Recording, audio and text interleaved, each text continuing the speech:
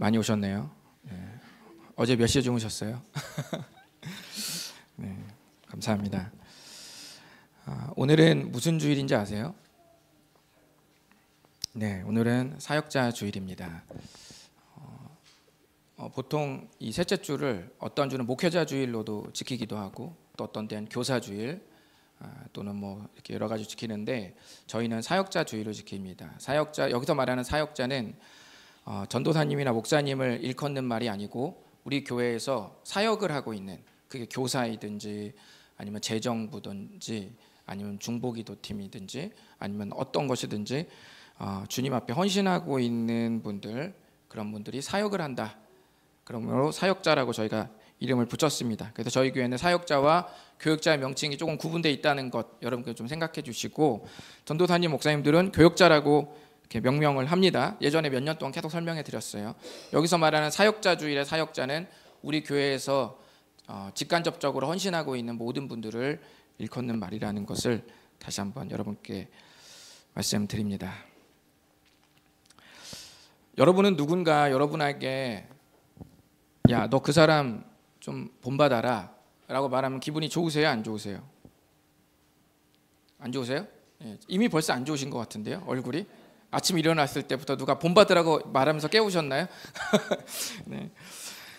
저는 학창시절에 누가 야, 너 그 사람을 본받아라 이렇게 말하면은 괜히 좀 싫었어요. 왠지 그 사람의 없던 흠도 악착같이 찾아서 저 사람은 본받을 사람이 아니다 라고 생각하고 싶은 마음이 가득했습니다.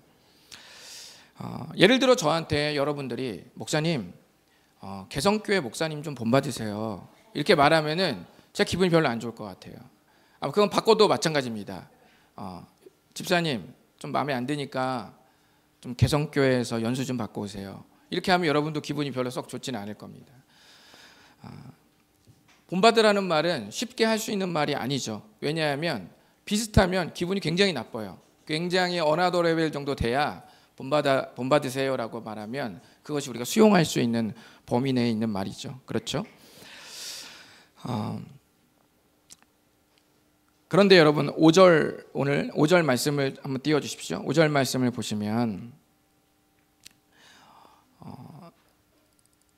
사도 바울은 빌립보 교회 성도들에게 너희 안에 이 마음을 품으라 라고 말합니다. 그러니까 뭔가 빌립보 교회 성도들이 본받아야 할 마음이 있다는 것이죠. 그 태도를 우리가 좀 본받아야 될 필요가 있다라고 지금 바울이 빌립보 성도들에게 말하고 있는 겁니다. 그런데 오늘 본문에서 본받으라고 말하는 그분은 우리가 생각하는 것처럼 기분이 나쁘거나 그럴 필요가 없는 분이세요. 그렇죠? 그분은 어떤 분이죠? 너희 안에 이 마음을 품으라 곧 그리스도 예수의 마음이다라고 하면서 우리가 본받아야 될 마음의 대상이 예수님이다라는 그 사실을 봤을 때 우리 기분이 나쁠 수가 없죠. 우리가 영원히 본받아야 될 그분, 바로 우리 예수님 아니겠습니까?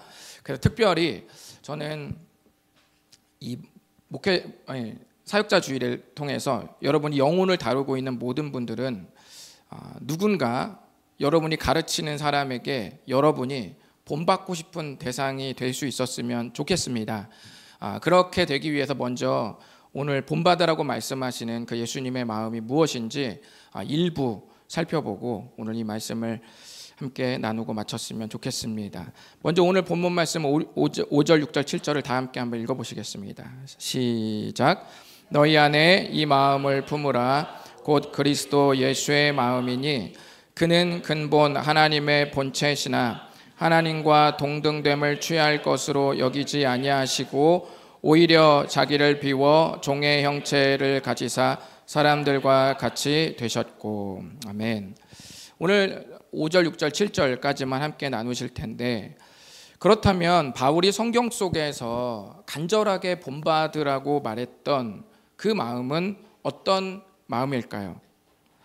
우리 첫 번째는 뭐냐면, 그럼 따라해 보시겠습니다. 마땅히 받을 수 있는 대우를 포기하는 마음. 네, 여러분 이거 가지실 수 있으시겠어요? 예수님께서 우리들에게 말씀하시는 것, 바울이 빌립보 교회 성도들에게 당부하는 본받아야 될 그 첫 번째 마음이 뭐냐면 마땅히 받을 수 있는 대우를 포기하는 것. 마땅히 받을 수 없는 대우를 선사하는 것은 호의죠. 마땅히 받을 수 있는 대우를 받는 것은 그냥 기본적으로 보편적으로 내가 받는 겁니다. 그리고 마땅히 받아서는 안 될 대우를 나한테 하는 것은 뭐예요? 그건 무례한 것이죠. 그런데 오늘 성경은 뭐라고 말하냐면 그리스도 예수의 마음을 우리가 가져야 되고 품어야 되는데 첫 번째 마음이 마땅히 받을 수 있는 대우를 포기하라는 그 마음이다라고 말씀하십니다. 그러면서 6절에 뭐라고 하죠? 6절에 말씀하십니다. 6절에 예수님은 하나님과 같은, 하나님과 동등한 대우를 받으실 분이지만 그 동등됨을 자기가 취할 것으로 여기지 않았다고 말하는 겁니다. 우리는 이것을 100% 다 이해할 수 없습니다. 하지만 동등한 대우를 포기하는 것이 얼마나 쉽지 않은 일이라는 것만은 잘 압니다. 그렇죠? 우리가 이 말을 다 이해할 수 없을지라도 동등함을 포기했다라는 그 말이 얼마나 쉽지 않다라는 것을 우리는 알고 있어요. 동등한 대우를 받지 못할 때 우리는 기분이 안 좋습니다. 불쾌합니다. 무례하다는 느낌을 받죠. 예전에 제가 이전 교회에서 잘 기억은 안 나는데 한 동그랗게 모여서 기도를 하는 모임이었어요. 그런데 이제 제가 전도사였고 제가 마무리 기도를 하는 그런 시간이었습니다. 그런데 저도 모르게 기도를 막 하는데 어떤 사람의 이름을 호명한 거예요. 한 명을 호명하면 어떻게 해야 되죠? 그 당시 동그랗게 둘러 있던 분이 한 20여 명 정도 됐는데 저도 모르게 제 옆에 있는 분의 이름을 호명한 거예요. 그러니까 제 입은 축복이 막 나가고 있는데 제 머리는 막 복잡해지고 있었습니다. 이거 안 되는데, 이거 빠뜨리면 안 되는데, 이거 20여 명 어떡하지? 라고 하면서 그때부터 막 불안함이 엄습하고, 근데 한 명을 일단 축복했어요. 저도 모르게 이름을 말했어. 그래서 그 다음 이름을 계속 눈을 감고 더듬더듬 하면서 진짜 악착같이 가진 땀을 흘리면서 그래, 한 명도 빠뜨리면 안 돼, 큰일 난다 하면서 아주 간신히 해서 전부 다 동그랗게 있는 분을 모두 제가 기도를 했습니다. 그래서 얼마나 안심을 하고 예수님의 이름으로 기도드렸습니다, 아멘을 했는데 눈을 딱 뜨니까 저 맞은편에 이름을 빠뜨린 한 사람이 거기 딱 있는 거야. 그것도 굉장히 이상한 표정으로. 여러분 저는 근데 교회에서 이런 걸 진짜 많이 경험했어요. 저는 사실 기억력이 좋다고 생각해서 이렇게 기도를 하다가 빠뜨린 경험이 아주 종종 있는데 그 빠뜨린 경험 중에서 가장 큰 악몽이 바로 그날이었어요. 다른 날은 다 용서해 주셨습니다. 근데 그날은 그분이 용서하지 않았어요. 왜냐하면 동등한 축복을 받지 못했기 때문입니다. 동등한 대우를 받지 못했기 때문이에요. 여러분, 이게 사람의 마음입니다. 상대가 실수라고 여겼지만, 그렇죠? 제가 일부러 그분의 성함을 빠뜨렸겠어요? 그러지 않죠. 그렇지만 실수라고 할지라도 동등한 대우에서 내가 제외된다는 것, 그것은 굉장히 마음을 상하게 할 수밖에 없는 것이죠. 마땅히 받을 수 있는 대우와 대접을 받지 못한다는 것은 그만큼 참기 힘든 겁니다. 그런데 본문은 예수님이 지금 뭐라고 말씀하시냐면 스스로 그렇게 되셨다라고 말씀하십니다.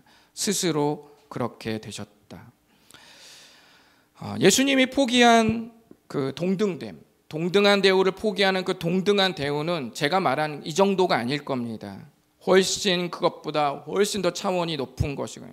그분의 이름, 그분의 명예, 그분의 거룩, 그분은 피조물이 아니라 창조의 주님이신데 그분의 이름이 동등하게 여겨지지 않는다는 것, 그것은 감히 지음받은 우리가 상상할 수 없는 그런 것들이죠. 여러분 어떻습니까? 똑같이 봉사하고 똑같이 칭찬받는 자리에 누군가 여러분을 빠뜨렸다면, 아니 그보다 더 나아가서 그것이 여러분의 공로인데, 여러분이 한 게 맞는데 다른 사람이 그 옆 사람이 한 것으로 알고 마음껏 그분을 인정하고 더 추켜 세울 때 여러분들의 마음은 어떠십니까? 한번 고민해 보셨으면 좋겠습니다. 이 시간에 저는 이 사역자 주일을 맞이해서 첫 번째 우리가 예수님께 본받아야 될 그 마음은 뭐냐면 동등됨을 포기하는 마음입니다. 저는 언제나 동등한 대우를 받지 못하는 이 상황에서 수많은 사람들이 넘어지는 것을 너무 많이 봤습니다. 어릴 때는 체면이 없습니다. 왜냐하면 산 세월이 없어요, 별로. 근데 이제 우리 주풀 정도 초등학교 1, 2학년 정도만 되면 이제 뭐가 생기냐면 체면이 생깁니다. 그래서 여기서 이제 슬슬 목사님이 이름을 얘기하면서 뭐라고 하잖아요. 그럼 기분이 굉장히 불쾌해합니다. 그리고 주풀 아이들이 시험 들 수 있어요. 제 이름을 설교해서 말하지 마세요. 우리는 수많은 사람들이 이제 나이가 들면 뭐가 다르냐면 이제 체면 때문에 기분이 굉장히 불쾌해지는 경우가 많죠. 동등됨을 포기하지 않는 것, 이런 것들이 우리를 굉장히 힘들게 만듭니다. 저는 여러분 동등한 대우를 받을 것을 포기하시는 여러분이 되셨으면 좋겠습니다. 두 번째는 우리 한번 7절 한번 읽어보시겠습니다. 7절 시작. 종의 형체를 가지사 사람들과 같이 되었고. 네, 7절은 뭐냐면 6절의 실천입니다. 7절은 6절의 실천이에요. 우리가 동등한 대우를 받지 않겠습니다라고 여기서 헌신하고 결단하는 것은 누구나 할 수 있지만, 그러나 동등한 대우를 받지 못하는 환경 속에 내가 내던져질 때 그러한 말들과 그러한 행동들이 난무하는 그 속에 내가 여전히 교사로, 내가 여전히 인생의 선배로, 내가 여전히 명예로운 그리스도인으로 거기에 서 있는 것, 이거 정말 어렵죠. 예수님은 6절에 동등됨을 포기할 것으로 취할 것으로 여기지 아니었다고 말씀하시면서 7절에 그 실천을 말씀하십니다. 그것이 뭐냐면 자기를 비워서 종의 형체를 가지사 사람들과 같이 되셨다는 말씀입니다. 사람들과 같이 되었다는 게 뭐냐면 성육신이죠. 말씀이 육신이 되었다. 단순히 변형이 아니라 이렇게 A에서 B로 바뀐 게 아니라 저 위에서 저 아래로 바뀐 겁니다. 이해되시죠? 저 위에서 저 아래로, 가장 영광스러운 자리에서 가장 천한 자리로 바뀝니다. 예전에 그런 글을 읽은 적이 있어요. 이렇게 오케스트라 단원을 뽑으면 메인보다 제2 연주자를 뽑는 게 더 힘들다고 해요. 왜냐하면 언제나 주목받지 못하는 자리에 있기 때문에 사람들이 제1 연주자가 되고 싶어 하지 제2 연주자로 계속 남아있기를 원하는 사람은 별로 없다고 말합니다. 예수님은 가장 영광스러운 자리에서 가장 낮고 천한 자리로 실제로 오셨고 사람들과 같이 되셨습니다. 여러분, 여기 있는 구원받은 그리스도인과 저를 포함해서 한번 고민해 보십시오. 여러분이 누굽니까? 저는 다시 사는 교회 목사이기 전에 죄인입니다. 그리고 예수님을 믿지 않았다면 그 미래가 지옥이었던 존재입니다. 철저하게 저는 자기중심적이었고 제 생각만 알고 제가 평가하는 것이 옳은 것이고 내가 옳지 않다고 말하는 건 옳지 않은 세계에서 갇혀있던 사람이 바로 접니다. 그러면 이번에 묻겠습니다. 그럼 예수님은 누구십니까? 예수님은 하나님의 아들이십니다. 창조의 주이십니다. 그리고 죄를 용서해 주시는 분이십니다. 그리고 저와 여러분의 죄값을 짊어지시고 십자가의 극형을 마다하지 않으신 구원의 주님이십니다. 그런데 예수님이 자신이 받을 대우를 포기했을 뿐만 아니라 기꺼이 스스로 적극적으로 자신의 영광스러운 존재를 아무것도 아닌 것으로 여기고 우리와 같이 되셨다. 우리가 맞아야 할 미래, 우리가 맞아야 할 모든 죄값을, 죄의 처벌을 친히 그분이 우리와 같이 되셔서 우리가 다 받고 우리를 하나님의 자녀로 격상시켜 주신 이 사건을 여러분은 어떻게 마음속에 새기고 살고 있는지 우리가 스스로 한번 고민해 볼 필요가 있습니다. 사역자 주일날 구원받은 그리스도인들은, 그리고 적어도 영혼을 다루는 분들은 마음속에 깊이 생각해 보시기를 바랍니다. 동등됨을 포기한다는 것은 그냥 선언한다고 되는 게 아닙니다. 내가 기꺼이 낮아지겠습니다, 이렇게 선언한다고 되는 게 아니라 그 일을 맞이할 때 그 모습이 나타나야죠. 제가 보니까 이 창립 10주년 표를 누가 지은지 아세요? 제가 지었어요. 근데 저는 이 표를 지을 때 우리 교회에서 어떤 일이 일어날지 저는 잘 몰랐어요.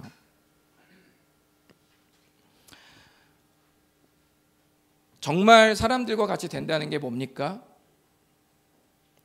예수님의 이 자기를 비워 사람같이 된다는 이 마음을 배운다는 게 뭐예요? 불가능한 상황 속에서 그리스도를 의지하고 불같이 가능한 나를 만들어내는 게, 그게 사람들과 같이 되는 걸 본받는 거예요. 처음에 10주년을 만들 때는 우리 김민구 전사님이 현수막도 잘 맞춰서 다 붙여놓고, 어머 멋있다, 괜찮다, 어머 오늘 괜찮네, 이번 현수막은 참 잘 만들었네. 현수막을 만드는 게 불가능에 도전하는 게 아니에요. 불가능한 상황이 왔을 때 불가능을 선포해야죠. 그런데 제가 여러분께 한번 제가 고민이 하나 있었어요. 그게 뭐냐면, 성경은 전반적으로 예수님을 본받으라고 말하죠. 오늘도 우리 남정 입사님 기도 인용하셨던 구절, 우리 김영주 선생님이 성경을 인용하셨던 구절들이 뭐예요? 믿음의 주요 온전케 하시는 예수를 바라보는 거잖아요. 너희 안에 이 마음을 품은, 이 마음이 사람의 마음이 아니라 그리스도 예수의 마음이잖아요. 그러니까 모든 그리스도인들에게 있어서 본받을 분은 예수 그리스도잖아요. 그런데 고린도전서 11장 1절을 한번 다 같이 읽어봤으면 좋겠습니다. 고린도전서 11장 1절 읽어봅니다. 시작. 본받는 자가 된 것처럼 너희는 나를 본받는 자가 되라. 아멘. 사도 바울이 지금 누구를 본받으라고 말하고 있죠? 그리스도를 본받으라고 말하고 있나요? 예, 안 보이세요 글자가? 네. 바울이 지금 뭐라고 말하냐면 자기를 본받으라고 말하고 있잖아요. 자기를. 이게 얼마나 엄청난 말인지 혹시 아세요? 그러면 바울은 자기를 본받으라는 말이 뭘 본받으라는 걸까요? 우리가 본받을 대상은 예수 그리스도신데 바울이 나를 본받으라고 말할 때 도대체 나를 본받으라는 말은 뭘 본받으라는 말일까요? 그것은 나중에 우리가 빌립보서 3장에 가면 그 실체가 다 등장하는데, 먼저 말씀드리면 예수님을 본받기 위해서 치열하게 살아내는 자기의 삶을 본받으라는 말입니다. 바울 내 자신의 존재를 본받으라는 말이 아니라, 내가 그리스도를 본받기 위해서 내 모든 세포까지, 모세혈관까지 끌어올려서 영끌해서 내가 그분을 따르기 위해서 온 마음과 온 정신을 다하여 힘쓰고 애쓰고 그분을 따르려고 가진 노력을 하고 있는 그 나를 본받았으면 좋겠다는 말이죠. 한마디로 같이 싸웠으면 좋겠다는 거예요. 포기하지 말고 같이 갔으면 좋겠다고 말하는 겁니다.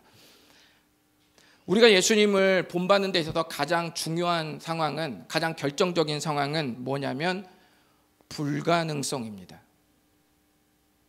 불가능성이 예수님을 닮는 데 유일한 상황이에요. 여러분이 이건 불가능해 라고 말하는 거 있죠? 이건 불가능해. 그것을 불가능한 것으로 여기고 포기하지 않고 나아가는 게 바울이 나를 본받으라고 했던 바로 그 삶이라고요. 아시겠어요? 불가능함, 불가능성. 저는 여러분들이 이 말씀 앞에 오늘 깊이 고민하고 생각했으면 좋겠습니다. 청년들하고 대화를 여기 청년 말고요. 그동안에 수많은 청년들하고 대화하면서 불의한 것에 넘어지는 청년들을 너무 많이 봤습니다. 세상이 불의한데 그리고 내가 이런 대우를 받았는데 이게 어떻게 정상이죠? 정상이 아니죠. 제가 봤을 땐 정상이 아닙니다. 우리나라에서 10년, 15년 정도 직장을 다녔는데 집을 살 수 없는 구조, 20년 정도 일했는데도 제대로 된 집을 살 수 없는 구조, 정상이 아니죠. 뭔가 사회적으로나 구조적으로 불이할 수도 있어요. 그것은 불가능한 겁니다. 그런데 저는 그 불가능성에서 그리스도를 본받는 새싹이 피어난다고 생각합니다. 여러분이 언제 넘어졌는지 잘 눈을 감고 기도해 보십시오. 나는 언제 넘어졌는가? 그리고 나는 언제 하던 그 헌신을 포기했는가? 나는 언제 그 사람을 접었는가? 나는 언제 그 사람을 단념했는가? 나는 언제 그 관계를 손절했는가? 잘 생각해 보십시오. 언제입니까? 불가능할 때 아닙니까? 불가능하다. 예수님이 오늘 우리들에게 지금 이렇게 말씀하고 계신 거예요. 동등됨을 취할 것으로 여기지 말아라. 그리고 자기를 비워 사람들과 같이 된 것처럼 너희도 그렇게 내려가라 라고 주님이 말씀하십니다. 저는 여러분들이 그런 삶에 헌신했으면 좋겠고, 우리 사역자 주의를 맞이해서 우리가 영혼을 다루는 대상에게 보여줘야 될 삶은 멋지고 화려한 삶이 아닙니다. 그리고 어느 정도 합격했다거나 아니면 뭔가 많이 벌었다거나 뭔가를 많이 소유했다는 것을 아이들에게 보여주거나 영혼을 다루는 사람에게 보여주는 게 아닙니다. 우리가 사역자로서 수많은 사람들에게 보여줘야 될 삶은 뭐냐면, 세상은 불가능하나 그러나 기꺼이 동등됨을 포기하시고 자기를 비워 사람들과 같이 되셔서 도저히 죄인이 의인되는 것에 불가능했던 그 일을 이뤄내신 그리스도를 본받는 게 저는 우리들이 살아야 할 마땅한 정체성이자 신분이라고 생각합니다. 6절과 7절을 우리가 함께 나누면서 간과할 수 있는 말은 뭐냐면 스스로라는 말입니다. 예수님은 어쩔 수 없어서가 아니라 상황이 그렇게 되어서 떠밀리듯이 십자가를 지신 게 아닙니다. 그분은 기꺼이 스스로 그렇게 하셨다고 오늘 말씀은 말씀하고 있습니다. 여러분, 우리가 누구입니까? 그리스도인입니다. 그리스도인이라는 말은 예수님을 닮은 사람들이라는 말입니다. 예수님의 무엇을 닮아야 됩니까? 그분의 권세, 그분의 능력, 이것은 닮는 게 아니에요. 그분을 닮을 때 따라오는 겁니다. 따라오는 건 닮는 게 아니에요. 따라오는 건 우리가 언젠가 맞이하는 겁니다. 빌립보서 3장 10절에 말했죠. 죽으심은 본받고 부활은 이루는 겁니다. 부활을 본받는 게 아니에요. 오늘 이 시간에 바울이 본받으라고 했던 그 삶, 그리고 너희 안에 이 마음을 품으라고 했던 그 마음이 우리의 마음이기를 원합니다. 스스로라는 말을 마음속에 새기고 오늘 이 시간 함께 기도할 텐데, 이 시간 눈을 감고 한번 기도했으면 좋겠습니다. 이 시간에 눈을 감고 두 손을 모으고 주님께 기도할 때